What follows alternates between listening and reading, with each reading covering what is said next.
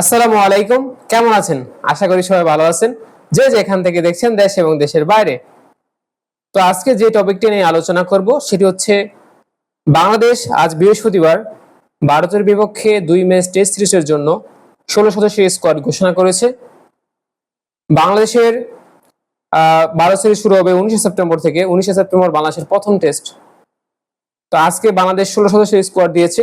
তাদের মধ্যে রয়েছে নাজমুল হাসান শান্ত, অধিনায়ক জাকির হাসান, সাদমান ইসলাম অনিক, লিটন দাস, মাহমুদুল হাসান জয়, মুশফিকুর রহিম, মুমিনুল হক সৌরভ, সাকিব আল হাসান, মেহেদী হাসান মিরাজ, তাইজুল ইসলাম, নাইম হাসান, নাহিদ রানা, হাসান মাহমুদ, তাসকিন, সৈয়দ খালেদ আহমেদ এবং সবচেয়ে চমকের বিষয় ছিল এই স্কোয়াডে কিন্তু একজন ব্যাটিংকে অন্তর্ভুক্ত করা হয়েছে। তার নাম হচ্ছে জাকির আলী অনিক। জাকির আলী অনিক হচ্ছে এই টেস্ট স্কোয়াডে সবচেয়ে বড় চমক। কিন্তু দুর্ভাগ্য বলা যায় না, তাকে আসলে বিশ্রাম দেওয়া হয়েছে। তার নাম হচ্ছে শরীফুল ইসলাম। সাম্প্রতিক শেষ হয়ে যাওয়া পাকিস্তান সিরিজ থেকে মাত্র একজন ক্রিকেটার বাদ পড়েছেন, সেটি হচ্ছে শরীফুল ইসলাম। তাকে আসলে বাদ দেওয়া হয়নি। শরীফুল ইসলাম দুর্দান্ত পারফরমেন্স করেছে এবং শরীফুল ইসলাম একজন অভিজ্ঞ পেসার বর্তমানে, এবং তার একটু রেস্টও প্রয়োজন, কারণ টি-20 সিরিজ রয়েছে টেস্ট সিরিজের পরে, তাই তাকে বিশ্রাম দেওয়া হয়েছে।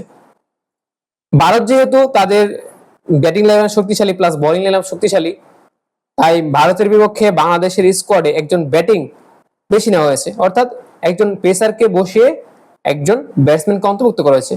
তো বাংলাদেশের এই দলটি আপনাদের কাছে কেমন হয়েছে? আমার কাছে মোটামুটি একদম ব্যালেন্স টিম হয়েছে। বিশেষ করে এখানে ভালো স্পিনার রয়েছে, তাইজুল, নাইম হাসান, তারপর রয়েছে মেহেদী মিরাজ, সাকিব আল হাসান।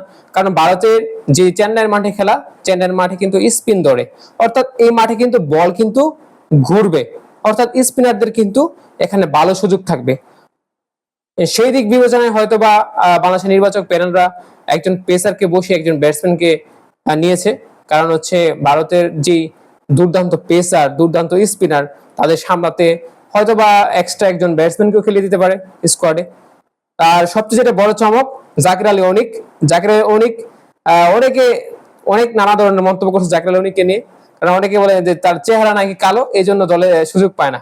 জাকির আলী অনিক এবার তার ভাগ্য তার সাথে রয়েছে, তাকে স্কোয়াডে রাখা হয়েছে। যদি এই উইকেট কিপার ব্যাটসম্যান দলে সুযোগ পায়, আশা করি ভালো পারফরমেন্স করবে।